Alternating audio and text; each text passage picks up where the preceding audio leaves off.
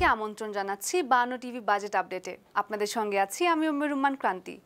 2024-25 অর্থ বছরের বাজেটে কিছু পণ্যের শুল্ক ও কর কমানো হয়েছে, ফলে এসব পণ্যের দাম কমতে পারে। অবশ্য বাজেটে শুল্ক কর কমেছে এমন উল্লেখযোগ্য পণ্যের সংখ্যা কম। এবারের বাজেটে ল্যাপটপ আমদানিতে মূল্য সংযোজন কর প্রত্যাহার করার প্রস্তাব করা হয়েছে বাজেটে। অর্থমন্ত্রী বলেছেন, নতুন কর পণ্যটিতে মোট কর ভার 31% থেকে কমে 20.5% হবে। এতে ল্যাপটপের দাম কমবে।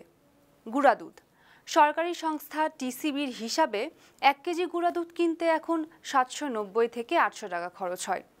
এবারের বাজেটে 2.5 কেজি পর্যন্ত প্যাকেটজাত গুঁড়া দুধে 20% সম্পূরক শুল্ক তুলে নেওয়ার প্রস্তাব করা হয়েছে।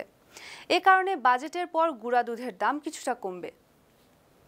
বিদেশি পোশাক, এবারের বাজেটে নারী, পুরুষ ও শিশুদের বিভিন্ন ধরনের পোশাকের সম্পূরক শুল্ক কমানো হয়েছে, ফলে বিদেশি পোশাকের দাম কমতে পারে।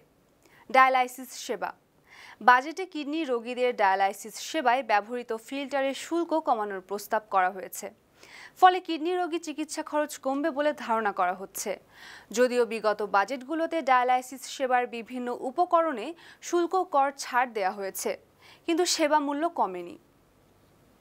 ডেঙ্গুর কিট, ডেঙ্গু পরীক্ষার কিট আমদানি শুল্ক ছাড় দেওয়া হয়েছে এবারের বাজেটে, ফলে দাম কমতে পারে ডেঙ্গু পরীক্ষার কিটের।